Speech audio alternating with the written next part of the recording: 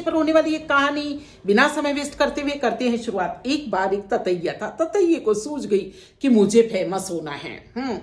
मुझे फेमस होना है, जैसे भी येन केन प्रकार, जैसे कि आजकल के यूट्यूबर को रहती है कि भाई फेमस होना है, चाहे वो सही काम से या बेहुदे काम से, कैसे भी बस फेमस होना है। उसी तरह से शायद वो पुराना यूट्यूबर रहा होगा, तो ततैये को सूझ गई कि उसे फेमस होना है। दोस्तों, वो गया राजमहल में। राजमहल में जाते ही उसने देखा कि एक बहुत प्यारा सा राजकुमार झूले में झूल रहा था। उसने एक डंक मारा तो सारी राजमहल के अंदर अफरा तफरी मच गई। सब लोग परेशान हो गए कि आखिर हो क्या गया है, राजकुमार को क्यों रो रहा है। राजकुमार को सब उछाल उछाल करके बस कोशिश करते, लेकिन सब लोग परेशान, कोई भी उसे सही नहीं कर पाया। आखिर राजकुमार तिलमिला उठा उस ततैये के काटने से।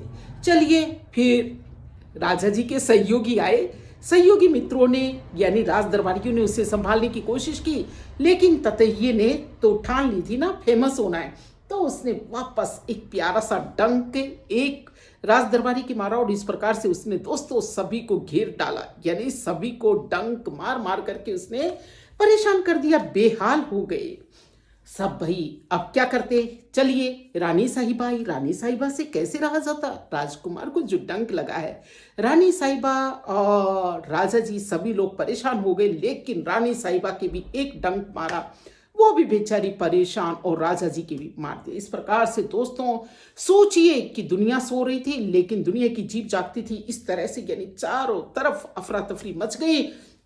सारी जगह पर पूरे शहर में ये बात फैल गई कि भाई एक ऐसा ततैया है जो किसी को छोड़ता ही नहीं है। सभी तरफ जो है वो बस जो भी उसके संपर्क में आता है किसी न किसी प्रकार से वो डंक मार देता है। चलिए, गांव वाले उमड़े, नेचुरल है कि हाँ, फिर गांव वालों को आना ही था और देखने की कोशिश की कि भाई देखें कि आखिर है कौन सा ऐसा ततैया जो सभी को परेशान कर रहा है और सभी के डंक मार रहा है।